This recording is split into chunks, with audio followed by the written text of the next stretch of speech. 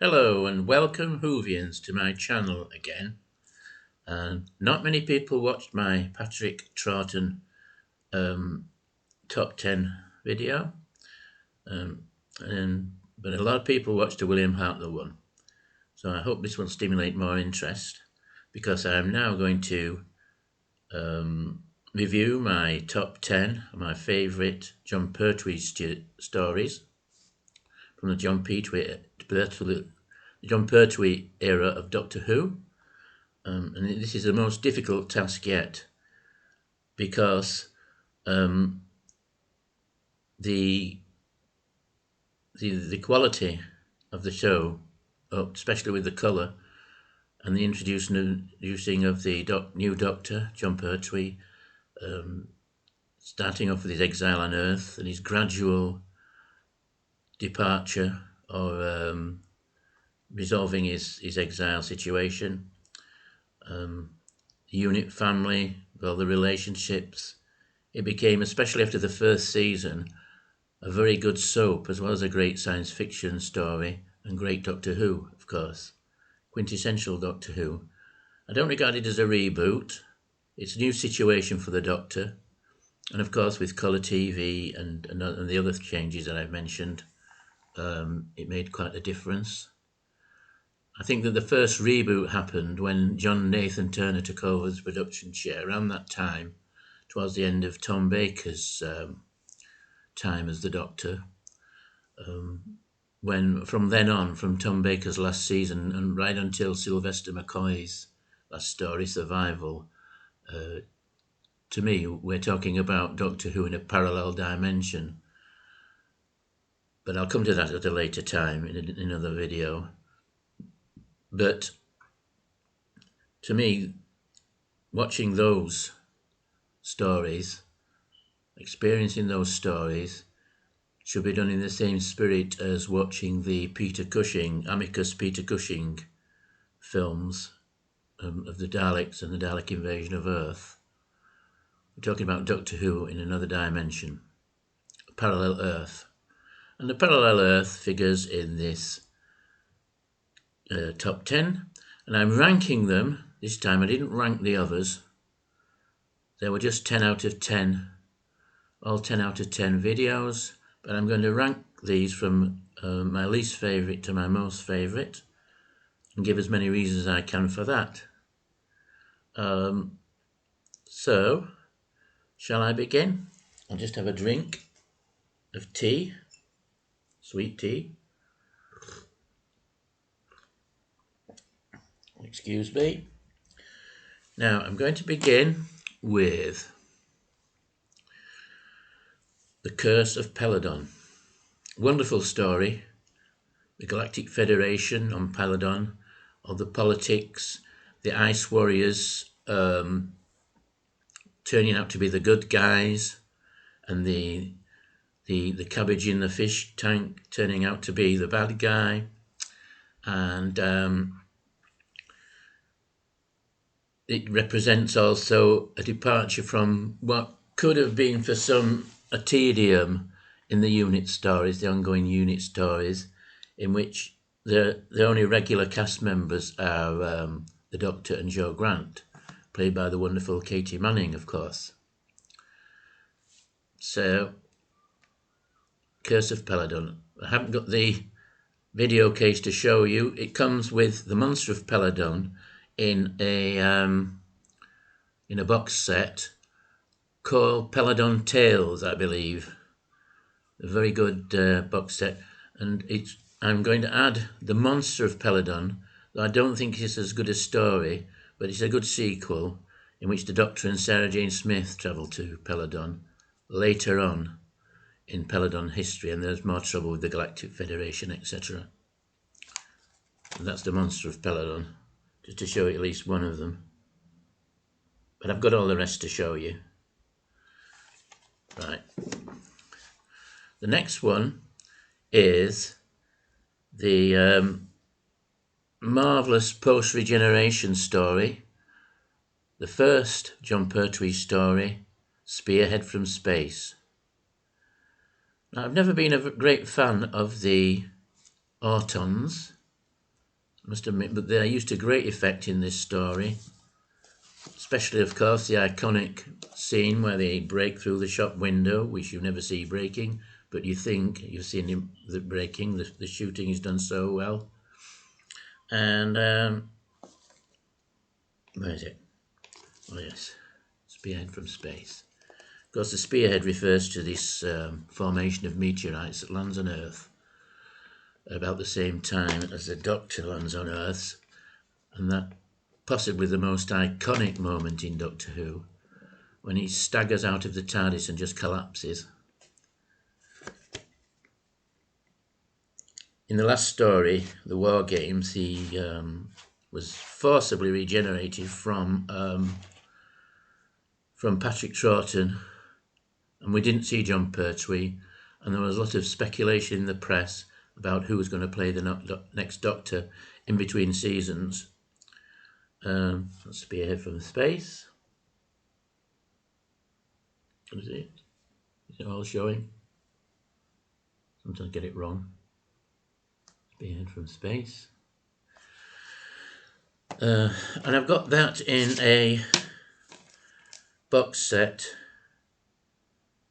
with Terror of the Autons, which is also a good companion piece, like the Monster of Peladon and the with the Curse of Peladon, and it's in a box set entitled Mannequin Mania, which I don't think is a very good title. I think this is one of the few occasions that the BBC DVD people have slipped up, because the point of these stories isn't to do with the Autons and the mannequins. The main part of the story is the introduction, first of all, of the new Doctor, and the beginning of the establishing of the unit family. And the second Auton story represents the introduction of the wonderful Katie Manning, who's kind of a genius in disguise as far as I'm concerned. Because although Liz Shaw, played by Caroline Johns, in the season before was very good actress, she was very glamorous even at times, or most of the time, and she played a good part as the scientist, skeptical scientist, at first, of course. But Katie Manning had a really special charm and a way with her.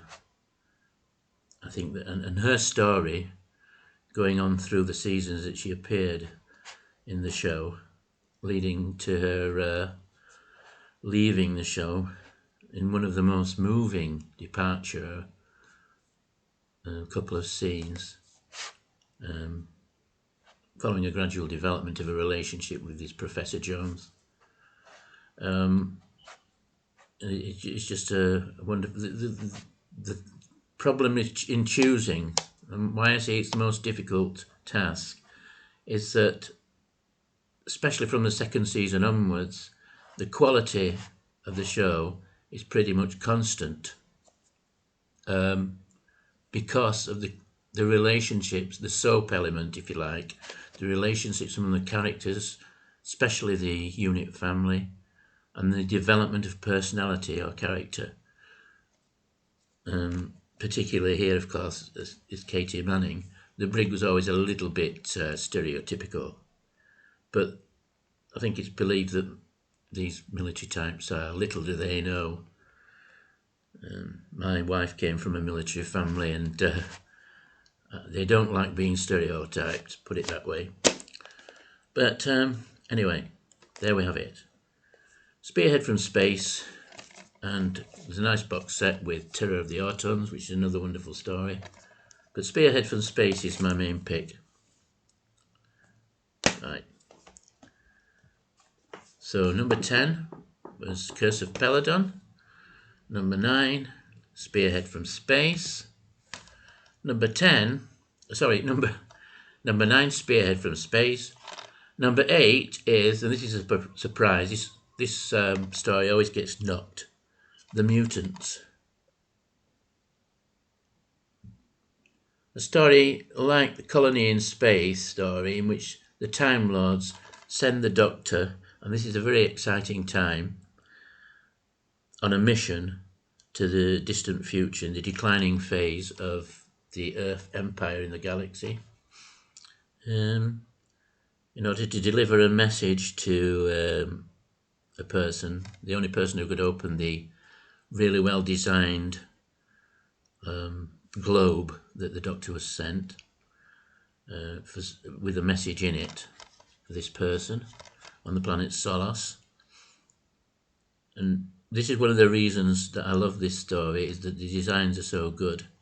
The mutant designs are great, like the costumes, the spaceship's good, the native planet's well done, the soldiers, or the Earth, the Earth soldiers, I suppose, or they're more like policemen, who are basically under the governance of this martial character, who's a huge kind of fierce fat guy, oppressing the natives of Solus. And this message turns out to be for one of the Solons.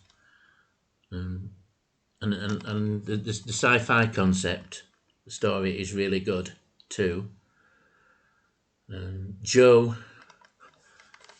kind of falls in with this guy that the message has been sent for, and it turns out, funnily enough, that he comes into the show later, and he's always a kind of a love interest for Joe, and in the end, in the Green Death, he plays Professor Jones, who she goes off and marries, and it turned out that he's actually her boyfriend in real life. Maybe that's how he got the jobs, I don't know. Anyway, so that's the Mutants. I won't go too far into the story. There is a kind of naff design. And one of the transformations of the character, he's supposed to look like an angel, but he looks more like, I don't know, kind of show business. He looks angelic enough, I suppose. Okay, leave it at that. Right, the next one is a much later one. The first story of Sarah Jane Smith, The Time Warrior. First introduction of the Sontarans, one lone Sontaran who proves himself more than a match for medieval warriors, and uses time transference technology to kidnap scientists from the future. He's crashed on the Earth in medieval England, and he's trying to repair his ship so he can leave. He also intends to cause some sort of devastation before he goes. I don't know if it involves the whole planet or not, I forget. And the Doctor follows the trail of the missing scientists. Sarah Jane stows away by accident on the TARDIS, thinks she's in a pageant. When she gets there, she thinks there are a lot of students doing a pageant, and of course she notices there are no cameras, and eventually, of course, it dawns on her. And another great story with Commander Lynx the Sontaran, a race bred for war, which reminds me of Modern Man, actually, but no. But these medieval warriors are pretty fierce, and he's not at all fazed by them. Right. The Time Warrior. Right, the next one involves the mind of evil. The Master. The Master was introduced in The Terror of the Autons. Another great introduction, like Katie Manning, along with Mike Yates, another member of the Unit family. The Master is a rogue Time Lord, as you all know. Everybody knows about the Master, played by Roger Delgado in these times. The very best Master, the definitive Master, I would say. There have been some good ones since, but of course he died in a motor accident a few years after he started in Doctor Who, and of course there was no possibility of casting him anymore. But Mind of Evil, a very interesting story. At the time, and I don't know whether there's still talk of this, but there was a lot of talk about the morality of what one could do to rehabilitate criminals, and one of the possibilities was brainwashing techniques. It's a thing that Anthony Burgess explores in his book A Clockwork Orange, and of course it's there in the Stanley Kubrick film of the book, in which the main character is basically a thug who eventually, after all his violence, manages to murder someone and gets sent down for it, and he volunteers for a brainwashing technique in which they condition him to feel ill and even vomit when he has the impulses to do violent acts. And the whole question of the book is about the morality of this, and this is a theme, a very powerful theme in The Mind of Evil, in which this machine, the Keller machine, is used to extract evil impulses from the brain of criminals and store it in this kind of, it's like a tank. It turns out that the master's behind it. He invented the machine, and he brought a parasite from, I don't know, from another dimension or from space, that fed on the evil impulses of the human brain, or in this instance of the human brain.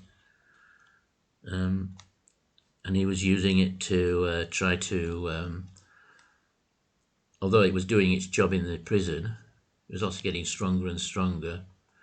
He was using it also to influence people miles away at the United Nations conference, the peace conference, to try and bring about World War III.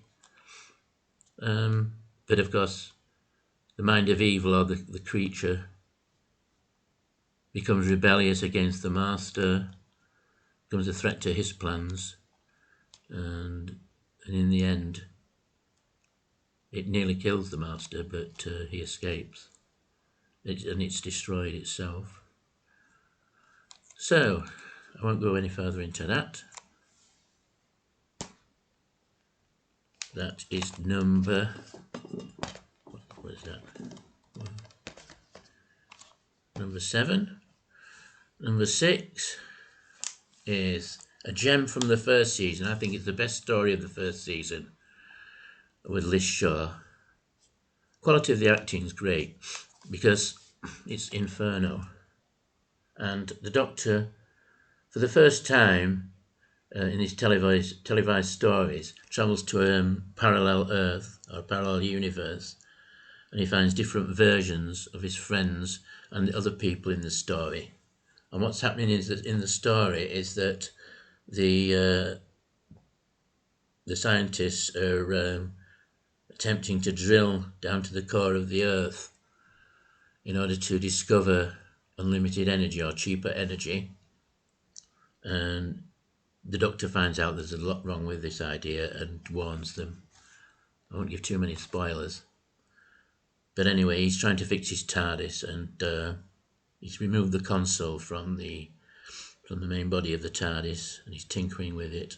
Ends up being thrown into a parallel Earth where he finds completely different versions of his friends and the other people, of UNIT and so on. And the world then is destroyed by the catastrophe caused by the drilling, but he's unable to stop it, but he's unable to get back to his Earth or to our Earth, and eventuality prevent the disaster. Although they don't believe him at first, of course. Excuse me, while I have another drink.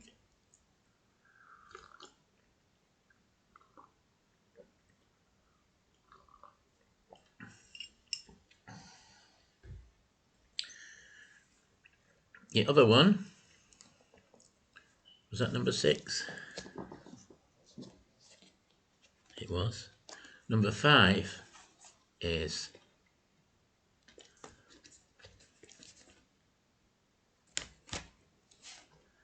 Carnival of Monsters. a real eye-opener of a story, pure sci-fi with a great twist. I like the jutting between what appears to be early 20th century Earth, or was it late 19th century Earth.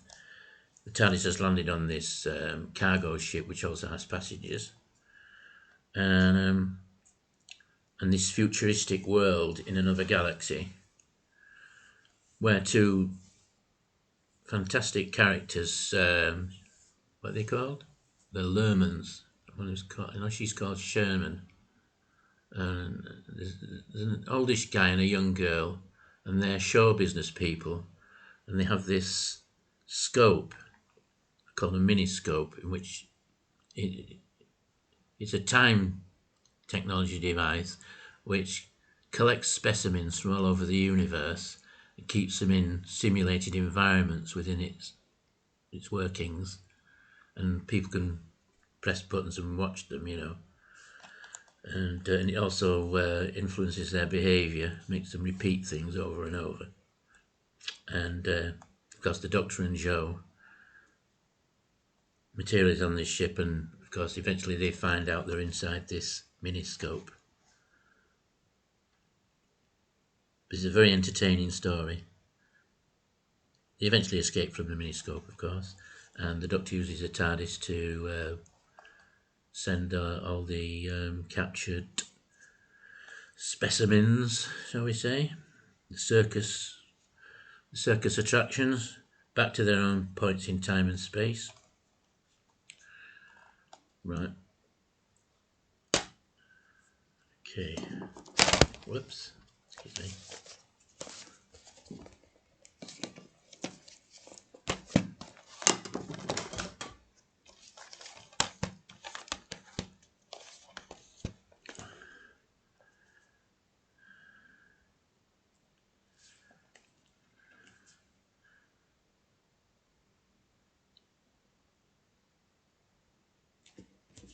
That was number 4.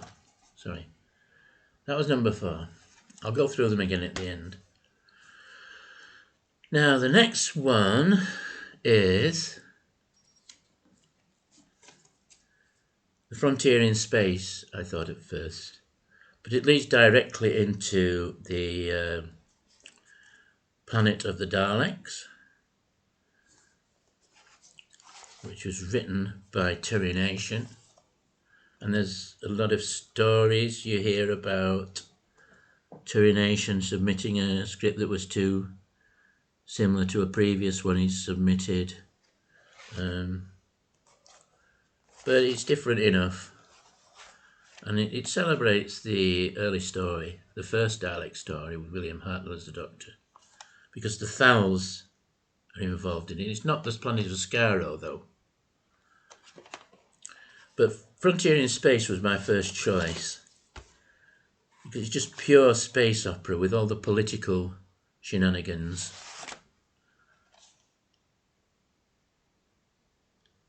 The almost outbreak of war between Draconia and Earth, the Draconian Empire and the Earth's Empire in the early phase of the Earth's Empire.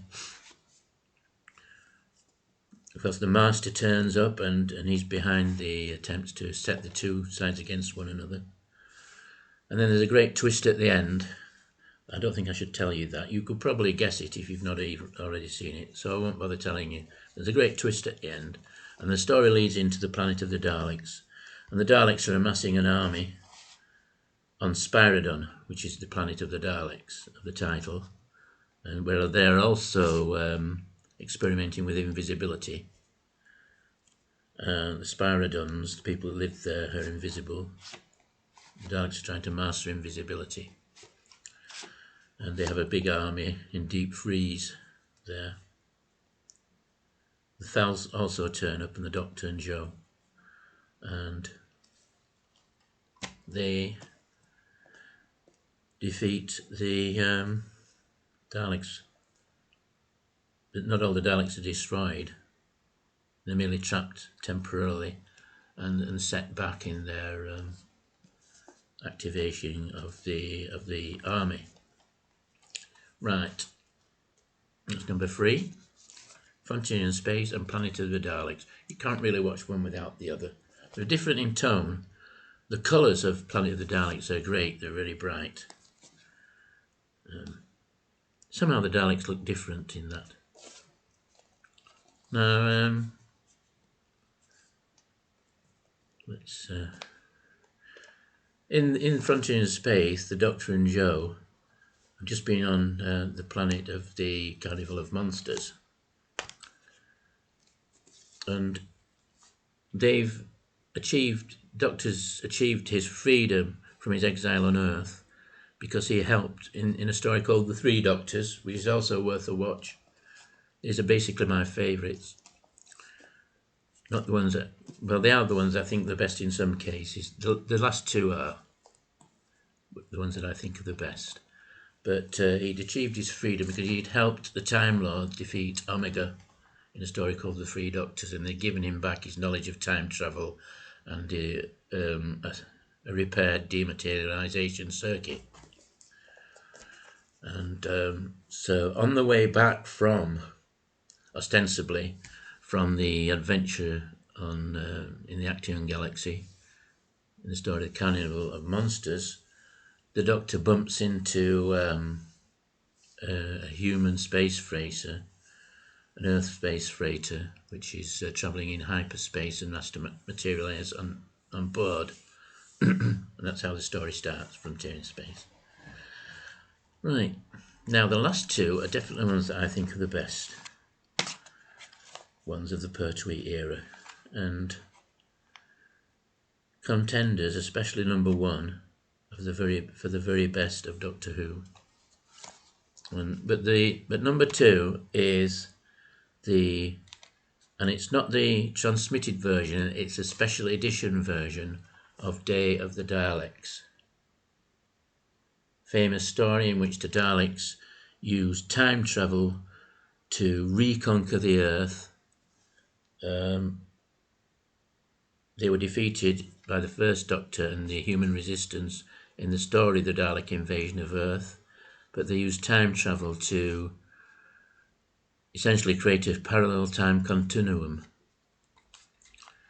And the way they did that is really cunning and crafty and a bit complicated. I won't go into the details, but it involves sabotaging a peace conference. Now, in the late 20th century.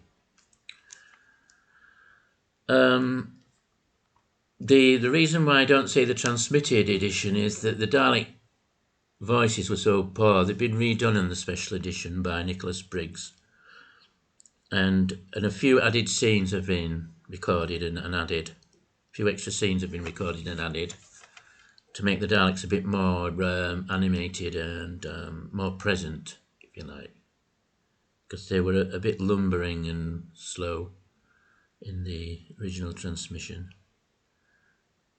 So the special edition of Day of the Daleks, which comes in this set, there's one disc with the original transmission, and the other special edition, which has the extra scenes and extra CGI effects, and of course redone Dalek voices by Nicholas Briggs. And it's a great Dalek story. It's not one of Terry Nation's. It's one by Louis Marks. And Louis Marks is a writer that I find very interesting. He's very distinctive. He wrote this one for Doctor Who and Mask of Mandragora, two notable ones. And it seems a recurring pattern with Louis Marks that it may not be him, it might be the team, but there's always a really good finale scene leading up to the climax at the end of a story. Like, for example, in The Day of the Daleks, there's the peace conference and the delegates arrive in the mansion that they're having it in, and there's a TV newsreader. The camera is representing a TV broadcast, and there's a newsreader talking about the Daleks, and it starts like that, and it goes quite regularly with the Daleks appearing with the Ogrons to go into the into the house and exterminate all the delegates. And then in The Mask of Mandugara, which is a Tom Baker story, of course, there's actually elaborate dance in full costume in 15th century Italy, just before the brethren, the worshippers of Daemons, arrive to cause their mischief. Now, the number one, some of you may have guessed, it used to be everyone's favourite. It's gone down in people's estimation, I think, and it is the Daemons. Certainly one of the very best Doctor Who's in my book. Involves the Master using black magic, or pseudo black magic. He's using science, or he understands black magic as a science. There's a white witch that warns everyone, and he's bringing the Daemon who turns out to be an alien from a planet 60,000 light years away. And the Doctor explains how these Daemons have been influencing human history since the word go, since prehistoric times. They first appeared to kick out Neanderthal man for the Homo sapiens, and they've been influencing all sorts of events since then. And the Daemon appears. He's very impressive. There's a slightly naff design with it shows his hooves, and you can see that he's got tights on. See the wrinkles in his theatrical tights. But anyway, Azal's great. It's called Azal, played by Stephen Thorne, who has one of those booming voices, and he's the very devil. He's giant though, and very powerful. And something that people regard as rather cheesy at the end.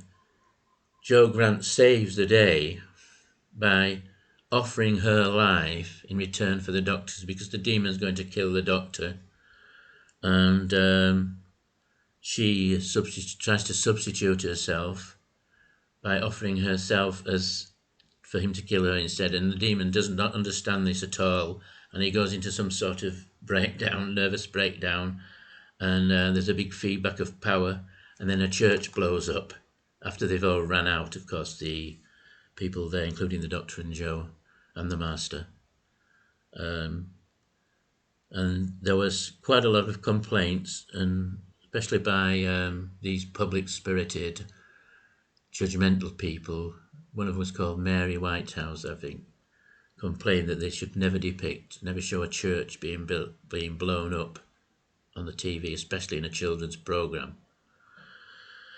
Of course, after this, the Master's taken into custody for the first time. Ends up in a human prison, but he doesn't hold him for long, because he escaped in another story. But the whole thing about this is another thing that was in a lot of fiction. The idea of the blurring of the lines between what's magic and what's science is quite well explored in this story. Right, the Daemons. So number one, we've got the Daemons. My favourite one, I think it's the best one. Number two, Day of the Daleks, special edition, Day of the Daleks. Number three, Frontier in Space, including Planet of the Daleks as well. Number four, Carnival of Monsters.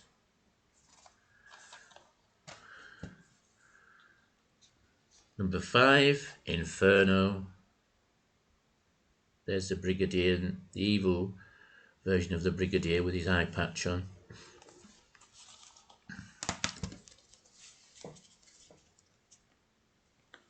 Number six, Mind of Evil, the rehabilitation of prisoners story.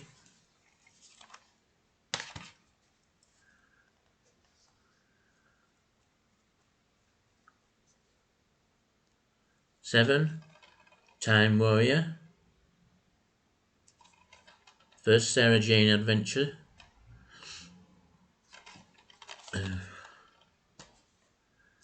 Played by Liz Sladen, the late Liz Sladen.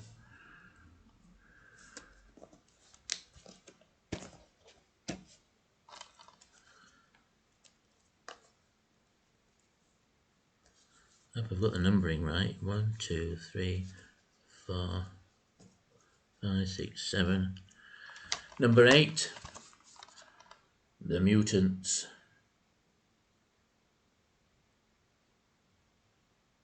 All about mutation, change, transformation.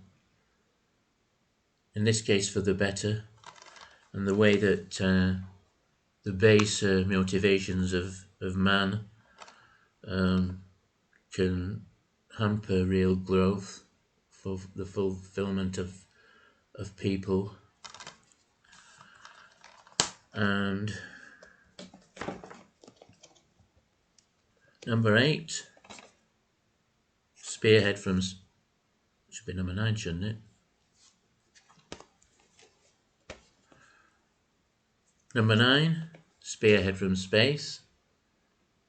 You may as well watch Terror of the Autons as well, especially if you get the box set.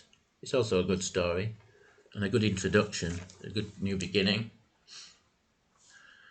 And number 10, Curse of Peladon, which I haven't got to show you, but there's the monster of Peladon, which comes in the box set with it. It's also a good story. Not the great story that Curse of Peladon is.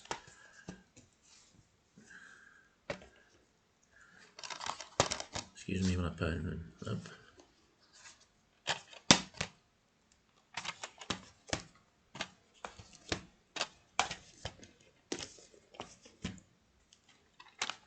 Right. So that's it, my top 10 and ranked Jon Pertwee stories.